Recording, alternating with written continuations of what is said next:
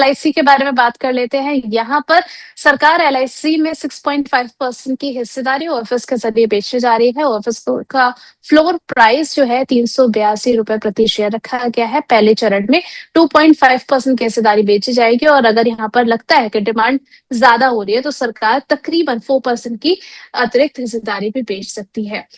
खबर के बाद यहाँ पर 399 के लेवल पर कामकाज करता हुआ नजर आ रहा है एलआईसी 6.87% की डाउनसाइड के साथ में। अच्छा, यहाँ पर एक सवाल भी आया था कुछ दिनों पहले मैं शो कर रही थी तो एलआईसी के बारे में ही वो हमारे व्यूअर थे, पूछ रहे थे, कह रहे कि यहाँ पर पोर्टफोलियो में है, अब जितनी किस्तें भर चुके हैं उतना ही इनका जो है वो लॉस चल रहा है। तो सर अगर किसी के पोर्टफोलियो में एलआईसी है तो क्या स्ट्रैटेजी होनी चाहिए, और अगर नए खरीदार बनना है यहाँ पर तो क्या सही फैसला रहेगा, या आपकी राय क्या रहेगी इस पर?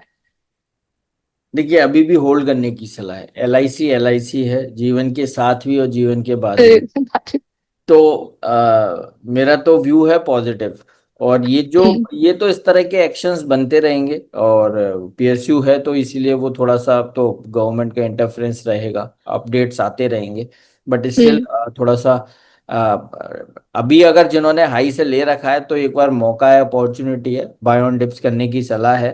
और 385 और 380 ये ब्रेक नहीं होना चाहिए, तो 380 के एसएल से बाय एंड होल्ड कीजिए। और अच्छा आपको कॉस्ट एवरेज करने की सलाह मिली है तो यहाँ से बाउंस बैक में 425 430 फिर देखने को मिल सकते हैं।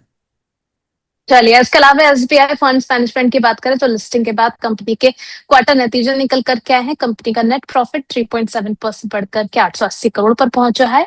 रेवेन्यू की बात करें तो इसमें 15% का जंप देखने को मिला है और जंप के साथ ये 1153 सीआर पर रजिस्टर किया गया है। अब सर अगर हम काउंटर की बात करें तो जब से कंपनी लिस्ट हुई है यहाँ पर डाउन साइड देखने को मिली है। अभी अगर हम देखें तो अपनी इश्यू प्राइस के आसपास ट्रेड होती हुई नजर आ रही है 577 के भाव पर और 1.81% की डाउन साइड है। आपकी राय क्या रहेगी, लॉन्ग टर्म के लिए होल्ड करें? मैम कौन सा स्टॉक है? SBI funds management. इतना बात करने के बाद आप कह यस, रहे हैं? एसबीआई फंड मैनेजमेंट अच्छा है और नंबर्स आए हैं। नंबर्स में भी कोई बहुत ज्यादा मतलब अट्रैक्टिवनेस नहीं है, बट ठीक है, इन लाइन विद एक्सपेक्टेशन है। तो यहाँ पर ये मौका है, थोड़ा सा आप बाय एंड होल्ड करके चल सकते हैं। और 610 रुपए तक की अपसाइड मूव बनते हैं। तो अभी थोड़ा सा शॉर्ट टर्म नजरिया है क्योंकि चार्ट्स भी बहुत ज्यादा अवेलेबल नहीं है। तो बिंग टेक्निकल एनालिस्ट जो चार्ट्स हैं वो उसके बेसिस पे 610 तक की रैली बनती है। तो होल्ड करने की सलाह है, स्टॉप लॉस रहेगा 568 का। चलिए, होल्ड करने की सलाह है। और अगर किसी को सर नया बाय करना है तो क्या कर सकते एसबीआई हैं। फंड्स में कर सकते हैं? यस, कर सकते हैं। रिस्क रिवॉर्ड रेशियो बहुत फेवरेबल है, 610 तक के अपसाइड मूव बनते हैं, 568 के एसएल से बाय। चलिए ठीक है। इसके अलावा मीशो पर बात कर लेते हैं। मीशो पे करीब 1900 करोड़ की ब्लॉक डील हो सकती है। पीक एक्सपी पार्टनर्स और एलिवेशन कैपिटल अपनी हिस्सेदारी बेच सकती है और ब्लॉक डील के जरिए 2.3% की हिस्सेदारी बिक्री की संभावना है। संभावित फ्लोर प्राइस जो है 182 रुपए प्रति शेयर रखा गया है। करीब 10.5 करोड़ के शेयरों का यहाँ पर सौदा हो सकता है, लेकिन कंपनी की ओर से अभी तक इस पर कोई ऑफिशियल अनाउंसमेंट नहीं किया गया है। मीशो पर पहले भी हमारी बातचीत हुई थी जब अच्छा इस पे ट्रेंड नजर आ रहा था। अब सर करंट लेवल से मीशो में क्या किया जाए? बाय एंड होल्ड करने की सलाह है और डिस्क्लेमर है, ये हमारे प्रीमियम क्लाइंट्स के पास है और मान के चलिए बिल्कुल है और उनके पास पोजीशन हो सकती है। और हमारे टारगेट्स यहाँ से 210 215 तक के हैं, तो 10% की रैली और एक्सपेक्टेड है। यहाँ से खरीदारी का मौका है और अभी तो कंसोलिडेशन ब्रेकआउट चार्ट्स पर हुए हैं, तो रैली स्ट्रेच हो सकती है। 210 तक के अपसाइड मूव देखने को मिलेंगे। बाय एंड होल्ड करने की सलाह है, स्टॉप लॉस रहेगा 182 का। चलिए, इसके अलावा यूपीएल के बारे में बात कर लेते हैं। यूपीएल के सीईओ माइक फ्रैंक ने इस्तीफा दे दिया है। उनका इस्तीफा 31 अगस्त 2026 से प्रभावित होगा, लेकिन कंपनी की तरफ से इस्तीफे के पीछे की वजह का खुलासा अभी तक नहीं किया गया है और साथ ही साथ अभी इस पोजीशन को लेकर के किसी का भी अपॉइंटमेंट नहीं किया गया है। अब सर नेगेटिव न्यूज है, नेगेटिव न्यूज की वजह से आज देखिए 5% टूटा भी है, 588 का भाव चल रहा है। अगर हम देखें न्यूज रिएक्शन की वजह से पोजीशन को अभी फ्री नहीं करना है, बने रहे? देखिए, ये कॉर्पोरेट एक्शन है। मैं फिर बोलता हूँ कि ये तो अनाउंसमेंट ऐसे आते रहते हैं, ना केवल यूपीएल में बल्कि और भी बड़ी बड़ी कंपनीज में भी देखने को मिलता है। लेकिन मार्केट का थोड़ा सा रिएक्शन आता है, प्लस भी हो सकता है माइनस भी हो सकता है, बट फिर उसके बाद देखिए कंपनी तो काम कर ही रही है ना।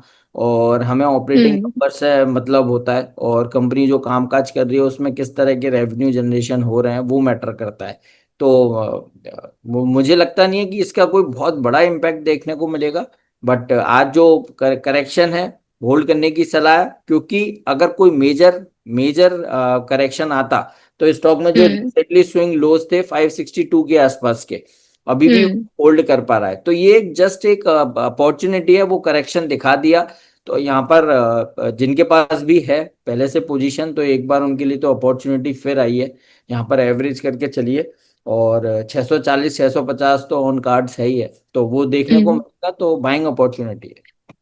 ठीक है। इसके अलावा इरेडा के भी नतीजे निकल करके आए हैं और यहाँ पर अगर हम देखें इरेडा का पैट तो 37% की ग्रोथ इसमें देखने को मिली है, लेकिन पिछले तिमाही के मुकाबले इसमें 31% की गिरावट दर्ज की गई है। रेवेन्यू की बात करें तो इसमें 15.5% का जंप देखने को मिला है, और फाइनेंस कॉस्ट बढ़ने से इनका जो नेट खर्च है उस पर भी बढ़त आती हुई नजर आई है। हालांकि अगर नेट इंटरेस्ट इनकम में 24% की मजबूत ग्रोथ भी दर्ज की गई है। रेटा की बात करें 121 का भाव चल रहा है 1.43% की डाउनसाइड के साथ में। मधुर जी, रेटा क्या यहाँ पर हम रख सकते हैं पोर्टफोलियो में? बिल्कुल, देखिए रखने की सलाह है, नया नहीं खरीदना है। लेकिन क्यों क्यों नहीं खरीदना है? क्योंकि स्टॉक में मूवमेंट कम आता है और काफी पोजीशंस ऑलरेडी इसमें फंसी हुई हैं। तो इसमें एक ही हम्म सलाह रहेगी, 117 के स्टॉप लॉस से आप बने रहिए।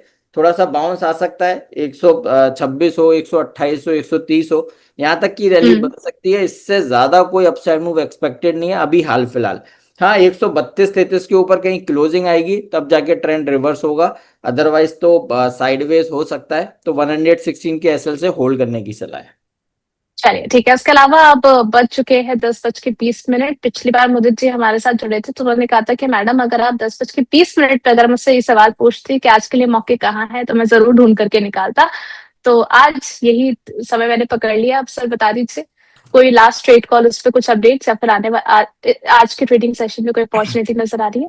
देखिए, लास्ट कॉल मुझे याद है, मैंने शायद जियो फाइनेंशियल्स आप लोगों के साथ शेयर किया था। अब मुझे जी। एग्जैक्ट डे नहीं याद, बट लास्ट कॉल मेरा शायद वही था, जियो फाइनेंशियल, और बहुत बढ़िया अपसाइड मूव जियो ने दिखाया है। और हम्म जियो था and I think Hero MotoCorp, ये दो ऐसे काउंटर्स थे। हम्म तो हीरो मोटो ने तो शायद सेम डे टारगेट्स लगाए थे, और जियो फाइनेंशियल्स में कल देखने को मिले कंटिन्यूअस रैली है ये। तो अब यहाँ से एक stock that is Anantraj limited, AI को लेके जो खबरें हैं, और थोड़ा बिग कंटेंडर है, इसको थोड़ा सा बेनिफिट हो जाता है एआई की जब जब खबरें आती हम्म हैं। तो हमें हम्म ऐसा लगता है कि डाटा सेंटर से रिलेटेड जो खबरें आती हैं वहां पर ये कंपनी में रैली देखने को मिलती है। तो कहीं ना कहीं अनंतराज में अभी और अपसाइड मूव बाकी है। तो अनंतराज लॉन्ग करके चल सकते हैं, 627 28 पर ट्रेड हो रहा है, और मेरे टारगेट 670 के होंगे। मैं ये नहीं कहता ये इंटरडे टारगेट्स है, बट 2 दिन हम्म 3 दिन 4 दिन के नजरिए से पोजीशन बनाइए। 670 के टारगेट्स के लिए अनंतराज लिमिटेड लॉन्ग करने की सलाह है, और स्टॉप लॉस रहेगा 605 का।